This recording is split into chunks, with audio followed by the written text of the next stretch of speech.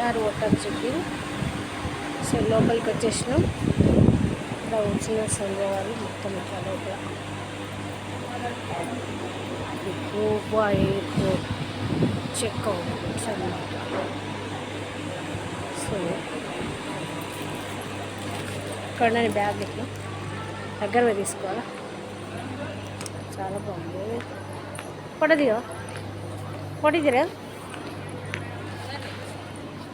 తీస్తాను ఇంకా